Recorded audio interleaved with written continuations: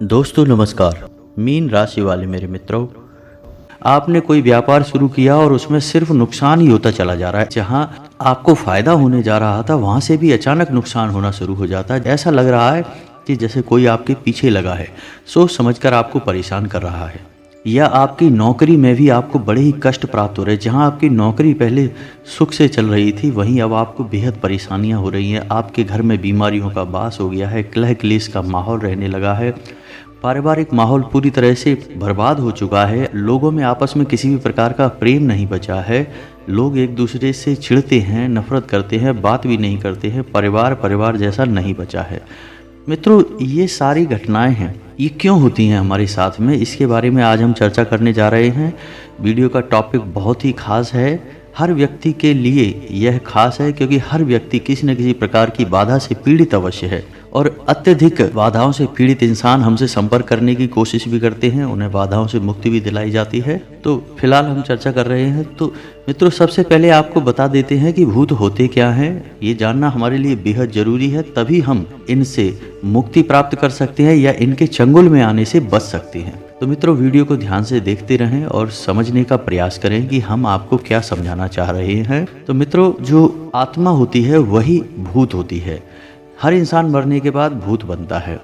तो हमारे अंदर जो आत्मा निवास करती है उसे हम जीवात्मा कहते हैं। जब इंसान मर जाता है तो जो स्थूल शरीर है हमारा, वह नष्ट हो जाता है और हमारा सूक्ष्म शरीर बचा रह जाता है, जिसे हम प्रेतात्मा कहते हैं। जीवात्मा जिस शरीर में निवास करती है, स्थूल शरीर में, इसकी उम्र 120 वर्ष होती है। लेकिन प्रेतात्मा जिस शरीर में निवास करती है, उस शरीर की उम्र अनंत काल तक होती है, यानी वह हजारों लाखों वर्ष तक जीवित रह सकता है। जी हाँ मित्रों, और जब उस आत्मा को मुक्ति प्राप्त हो जाती है, वह आत्मा उस परम धाम में निवास करने लगती है, तो वह सूक्ष्म आत्मा बन जाती है। यानी कि उसकी पुनः एक बार मृत्यु कह सकते हैं। सूक्ष्म शरीर से भी वह बाहर निकल जाती है। फिर उसका इस संसार से कोई लेना देना नहीं होता। लेकिन जब तक वह आत्मा सूक्ष्म शरीर में रहती है तो उसे ही हम प्रेत आत्मा या फिर भूत कहते हैं। वे भटकते रहते हैं। उनके अंदर भावनाएं तो होती हैं, उनके अंदर तमाम प्रकार के राग, द्वेष, क्रोध, भूख, प्यास, संभोग सुख की भावनाएं, इच्छाएं, वासनाएं, लोभ, सब कुछ होता है। लेकिन उनके पास स्थूल शरीर नहीं होता है, तो हम उन्हें देख नहीं पाते हैं। वे वायु से बने हुए होते हैं। जी हाँ मित्रों, आयुर्वेद के अनुसार यह शरीर जो होता है, जिसे हम सूक्ष्म शरीर कहते हैं, यह 17 तत्वों से मिलकर बना होता है। हमारे ऋषि मुनियों ने इस विषय पर गहरे शोध किए हैं, गहरे विचार किए हैं। फिर उन्होंने ग्रंथों में इस जानकारी को हमें संरक्षित करके दिया है। तो मित्रों, कुछ भूत होते हैं जो अपने इस शरीर की ताकत को समझ लेते हैं और उसे उपयोग करना जानते हैं, और कुछ ऐसे होते हैं जो अपने इस शरीर की ताकत को नहीं समझ पाते। इसे आप ऐसे भी समझ सकते हैं जैसे कि हमारे स्थूल शरीर में भी बहुत शक्ति होती है, लेकिन उस शक्ति का इस्तेमाल करना कुछ लोग जानते हैं। जैसे कुछ पहलवान टाइप के लोग होते हैं जो कि अपनी शक्ति को बढ़ा लेते हैं, कई गुना बढ़ा लेते हैं सामान्य इंसान से। और कुछ ऐसे होते हैं जो सामान्य जीवन जीते रहते हैं, अपनी दैनिक दिनचर्या को पूरा करने के लिए ही अपने शरीर का उपयोग करते रहते हैं। तो इसी प्रकार जो सूक्ष्म शरीर है, उस शरीर में रहने वाले लोग जो होते हैं, जो आत्मा होती है, जब उस शरीर की ताकत को पहचान जाते हैं तो फिर वे उपद्रव मचाना शुरू करते हैं, अपनी इच्छाओं की पूर्ति करना शुरू करते हैं। तो ऐसा कहा जाता है कि जब कोई सूक्ष्म आत्मा, या यूँ कहें कि भूत, अपनी स्पर्श की ताकत को पहचान जाता है, यानी कि वह अपने छूने का एहसास करा सकता है, अपने होने का एहसास करा सकता है, तो उसके अंदर इतनी ज़्यादा प्रचंड शक्ति होती है कि वह किसी शक्तिशाली पेड़ को भी, बड़े से बड़े पेड़ को भी क्षण भर में उखाड़ कर फेंक सकता है। यह होती है किसी भूत की शक्ति। यह हमारे स्थूल शरीर से हजारों गुना ज़्यादा होती है। तो भूत के अंदर शक्ति बहुत होती है, लेकिन उस शक्ति की पहचान नहीं होती है।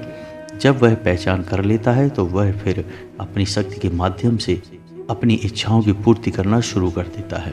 मित्रों, भूत मानसिक तौर पर भी अत्यंत शक्तिशाली होते हैं, किसी पर भी हावी हो सकते हैं। जब अपनी शक्ति को पहचान जाते हैं तो फिर किसी के भी दिमाग पर हावी हो सकते हैं और इसी प्रकार वे अपनी इच्छाओं की पूर्ति करना शुरू करते हैं।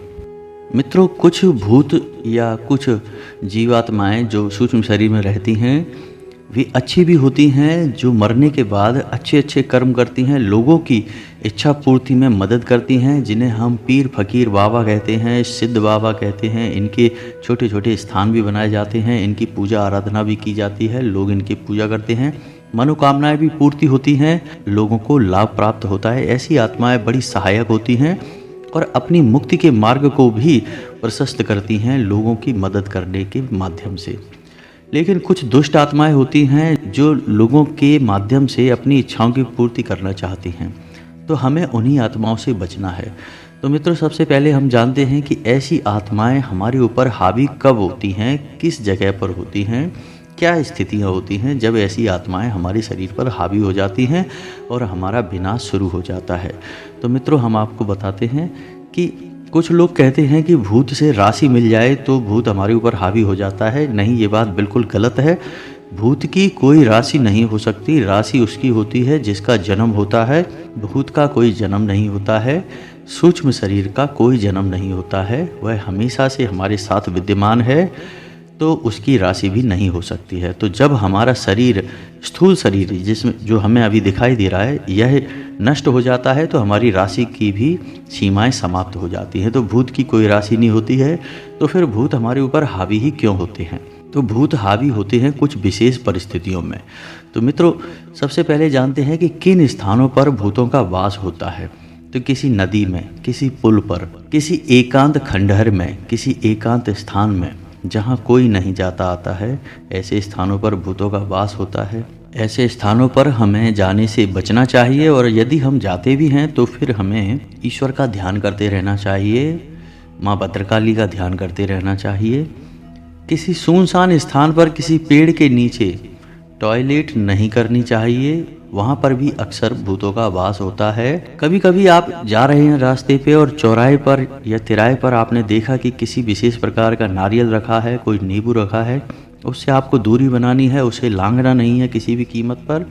वह निश्चित ही किसी के द्वारा किया गया कोई तांत्रिक प्रक्रिया है, उससे आपको दूरी बनाकर रखनी है, वहाँ आपको नहीं जाना है। ऐसे स्थान पर भी भूत का वास होता है। आप अचानक किसी एकांत स्थान पर जा रहे हैं और आपको एक मटका दिखाई देता है, छोटा घड़ा या लोटा या कोई भी ऐसा बर्तन दिखाई देता है जो ढका हुआ है, उसे आपको हरगिज नहीं खोलना है। वह भी भूत का कोई ना कोई माध्यम है, कोई ना कोई प्रकार है। तो मित्रों, ये तो थी जानकारी कि किन स्थानों पर आपको भूत मिल सकते हैं। ऐसे स्थानों पर आप या तो जाएं ही ना, और यदि आप जा भी रहे हैं तो आप माता भद्रकाली का नाम लेते हुए जाएं। माता भद्रकाली के स्मरण मात्र से ही हर एक नकारात्मक शक्ति समाप्त हो जाती है, दूर हट जाती है। तो मित्रों, अब ये कैसे पहचानेंगे कि आपके ऊपर या आपके परिवार में किसी सदस्य के ऊपर किसी प्रकार की प्रेत आत्मा, भूत आत्मा का वास है?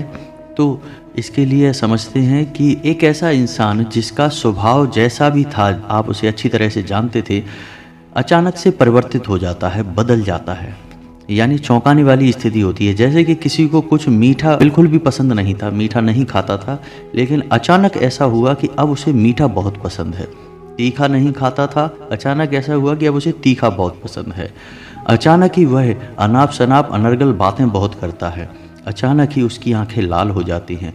अचानक ही उसके शरीर में कंपन शुरू हो जाता है। अचानक ही उसके रोंगटे खड़े होने लगते हैं।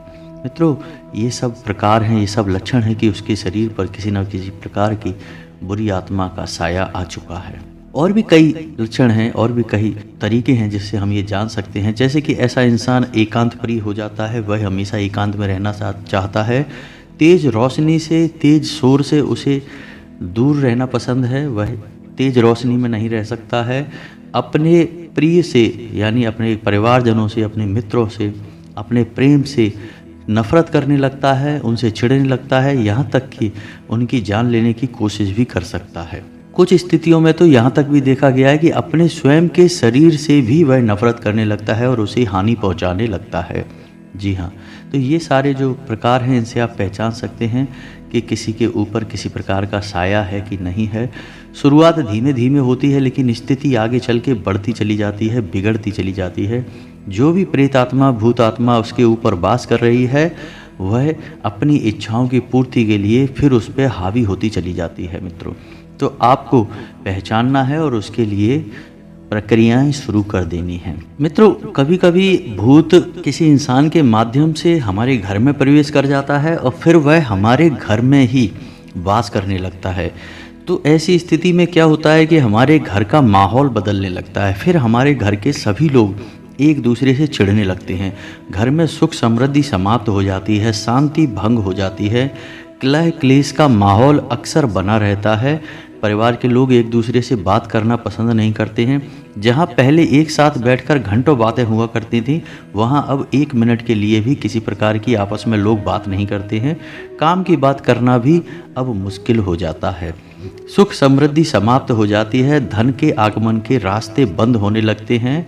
एक एक करके आमदनी के स्रोत कम होने लगते हैं या समाप्त होने लगते हैं। घर में दरिद्रता का वास हो जाता है। देवी देवताओं की पूजा होना बंद हो जाती है। घर में लगाए गए पौधे, हरे भरे पौधे सूखने शुरू हो जाते हैं और सबसे पहले घर की तुलसी सूख जाती है। घर में आप किसी भी प्रकार की पूजा पाठ नहीं कर सकते हैं। जब आप पूजा पाठ करने की कोशिश करते हैं तो तमाम प्रकार के विघ्न और बाधाएं उत्पन्न होती हैं। हो सकता है कि पूजा बीच में ही भंग हो जाए, पूर्ण होने से पहले ही पूजा नष्ट हो जाए। तो मित्रों, ये तो थी जानकारी कि हम परिवार पर किसी प्रकार का साया है या हमारे ऊपर किसी प्रकार का साया है, परिवार के किसी व्यक्ति के ऊपर साया है, इस सब को कैसे पहचानेंगे। मित्रों, एक चीज़ याद रखना है कि हमेशा ऐसा नहीं होता है कि हमारे ऊपर किसी ने, हमारे परिवार के ऊपर किसी ने किसी प्रकार की जीवात्मा, भूत आत्मा को छोड़ रखा है, प्रेत आत्मा को छोड़ रखा है। ऐसा जरूरी नहीं है। प्रेत आत्मा स्वयं ही हमारे शरीर को चुन सकती है, हमारे घर को चुन सकती है। किसी ने किया नहीं है तब भी, क्योंकि बहुत से लोग ऐसा कहते हैं कि हमारी तो किसी से दुश्मनी ही नहीं है, हम तो इतने अमीर भी नहीं हैं, रईस भी नहीं है, हमारा तो बड़ा ही सामान्य सा जीवन है, फिर लोग हमसे क्यों चिढ़ेंगे, लोग हमारे ऊपर तांत्रिक क्रिया क्यों करेंगे, हमारी तो किसी से दुश्मनी नहीं है, हमारा तो सबसे प्रेम मिलाप है, अच्छा है, रिश्ता नाता बढ़िया चल रहा है। तो मित्रों, ऐसी स्थिति जरूरी नहीं है कि किसी ने आपके ऊपर बनाई हो। भूत स्वयं ही आपके घर में प्रवेश कर सकता है। भूत स्वयं ही आपके परिवार के किसी सदस्य पर हावी हो सकता है। जी हाँ मित्रों, यह उसकी स्वयं की इच्छा भी हो सकती है। तो मित्रों, अब आप खुद ही समझ जाइए कि क्या आपके परिवार में ऐसी स्थिति चल रही है। बेरोजगारी बढ़ रही है। जो कि योग्य युवा हैं उनकी ना तो रोजगार प्राप्त हो पा रहा है, ना ही विवाह हो पा रहा है। घर के लोगों की बुद्धि भ्रष्ट हो चुकी है, काम में मन नहीं लगता है, उल जलूल गतिविधियां बढ़ने लगी हैं, जैसे जुआ, शराब आदि की गतिविधियां बढ़ने लगी हैं, व्यसन बढ़ने लगे हैं, माहौल खराब होने लगा है। यदि ऐसा कुछ आपके साथ हो रहा है तो निश्चित ही आपके घर में किसी प्रकार की बुरी आत्मा का साया है। तो अब इस स्थिति में आपको क्या करना है, तो आपके लिए हम बता रहे हैं कुछ बेहद ही शक्तिशाली और बहुत ही सरल उपाय।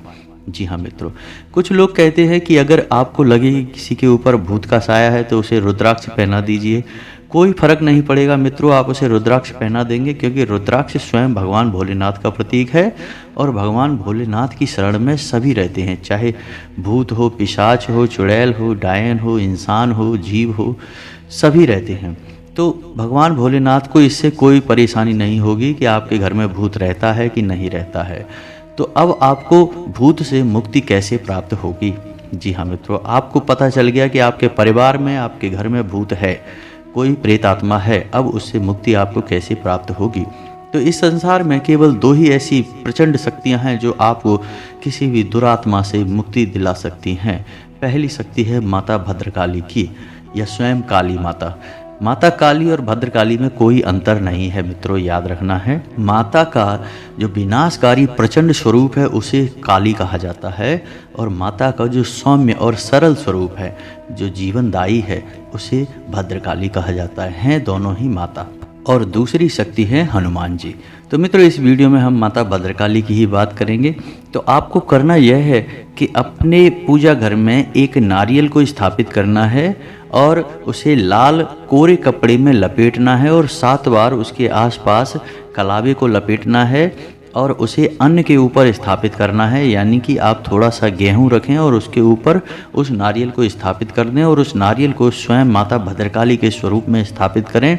माता का आवाहन करें कि माता आइए, हमारे घर में आपका स्वागत है, और नित्य उस नारियल की पूजा करनी है। ऐसा आपको 21 दिनों तक करना है और उसके बाद आपको उस दुरात्मा से मुक्ति प्राप्त हो जाएगी। कुछ ही दिनों में आपके घर में अच्छी घटनाएं घटना शुरू हो जाएंगी। उस दुरात्मा का आपके ऊपर, आपके घर के ऊपर जो भी प्रभाव है वह धीरे धीरे कम होना शुरू हो जाएगा। तो यह तो थी एक प्रक्रिया जो आपको करनी है। दूसरी प्रक्रिया आपको यह करनी है कि आपको अपने घर के हर एक कोने में गंगा जल का छिड़काव करना है। जी हाँ मित्रों, और आपको गंगा जल का छिड़काव करना है उस समय जब आपके घर के सभी लोग सो रहे हों या शांति हो।